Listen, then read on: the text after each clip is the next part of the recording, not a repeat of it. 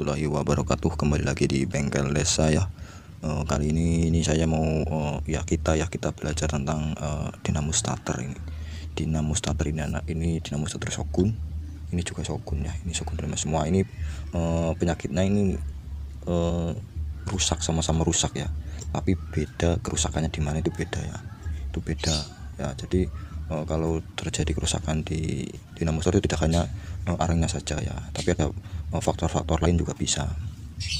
Nah, sebelum saya menjelaskan tentang ini, saya kasih tahu dulu ya cara kerja dinamo starter ya.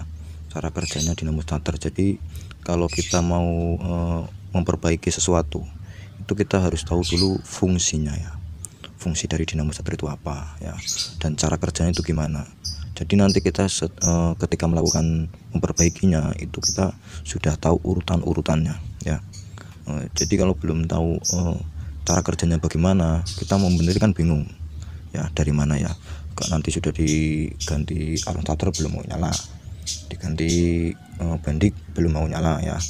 Jadi buat teman-teman yang mau memperbaiki sesuatu itu sebelumnya kita kasih tahu dulu, mengenal dulu cara kerjanya ya. Nah, cara kerja dinamo starter itu seperti apa atau bagaimana ya? Kalau cara kerja dinamo starter itu sangat simpel ya. Ketika kita menekan tombol ya, ketika kita menekan tombol starter ya, itu arus dari baterai mengalir ke motor starter ya.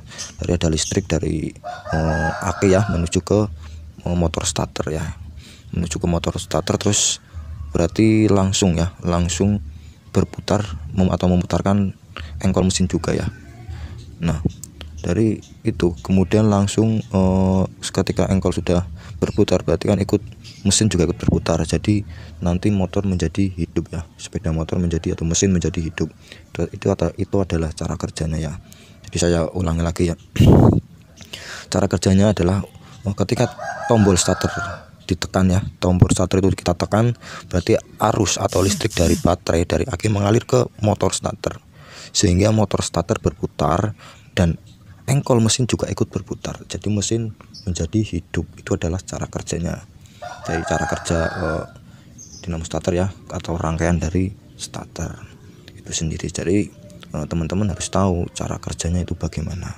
Jadi kita memperbaiki sesuatu itu kita harus tahu cara kerjanya, jadi enak ya. Kita benerin ini dulu, dicek ini masih normal, ini masih normal. Nah, lalu kalau terakhir ada di dinamo starter, kita bongkar dinamo starternya. Nah, di dalam dinamo starter itu ada ini ya, ini namanya kalau saya itu arang starter ya, tapi ada yang bilang juga Bristol atau apalah, itu bahasa mekaniknya ya. Tapi kalau umumnya itu ada yang mengatakan ini adalah arang starter. Ini kita cek ya, kita cek arang starternya masih bagus atau tidak. Biasanya habis ya, di arang starternya ini habis ya. Jadi kita nggak mau itu harus ganti ya. Itu pertama di sini ya. Kemudian ada juga yang di sini, ini sudah tidak bagus ya. Ininya kita juga harus cek ya. Itu kita harus cek di sini ya. Ini memakai avometer juga bisa kita cek di sini ya, titik-titik sini ini atau masih nyambung atau tidak. Kemudian ada lagi yang di magnetnya ya. Biasanya terjadi magnet itu nyoplok ya, magnet di dalam ini nyoplok. Itu juga tidak menyebabkan dinamo starter menjadi rusak atau tidak mau nyala ya. Jadi yang harus kita teliti dulu ya, pertama adalah aki. Jika aki normal, kita ke tombol starter, kita bisa langsung dulu di tombol starternya. Biasanya terjadi karatan ya, atau kabel itu sudah tidak nyambung di tombol starter juga bisa. Kemudian kalau tombol starter kita sudah cek aman, kita langsung menuju ke bending starter ya, karena bending starter ini berperan juga sangat penting. Bending starter bentuknya seperti ini. Biasanya teman-teman tuh langsung ya, kita langsung di sini apakah starter bunyi atau tidak ya. Kalau starter bunyi berarti terjadi kerusakan di sini ya. Nah, itu kerusakan di sini. Jika ini sudah disambung cuma tak tak bunyinya tak tak tak, berarti kita menuju ke dinamo starter. Kita cek ya, kita cek arusnya sampai dinamo starter atau tidak. Itu adalah cara-caranya. Kalau untuk mengganti arang seperti ini, kita cukup lepas baut-bautnya saja nih, bautnya ya. Ini yang satu, ini yang kedua ya. Di sini ya, yang kedua di sini. Kita ganti, kita beli yang baru ya. Nah, beli yang baru pun kita harus cek dulu ini ketebalan ininya. Ketebalan ininya kita cek ya. Jangan sampai seret di rumahnya. Di rumah sini. ini ada rumahnya. Nah kalau seret ini kan nanti kita masukkan pir, terus kita masukkan arang starter. Nah kalau arang starter tidak freeburg bisa maju mundur, itu bisa nyala pun itu tidak akan bertahan dengan lama ya. Bisa nyala pun ketika baru diganti itu saya jamin tidak bertahan dengan lama, kita pasti bongkar lagi. Jadi kita juga harus pastikan ya, jangan asal main ganti, kita cek juga ketebalan arang starter ya. Biasanya kalau tidak original itu biasanya ketebalan ya. Ini kalau kesini ini nggak apa-apa, tapi kalau kesini ya itu jadi seret ya. Biasanya tebalnya kurang lebih 6 mili ya, 6,5 mili kayaknya, itu yang standar ya.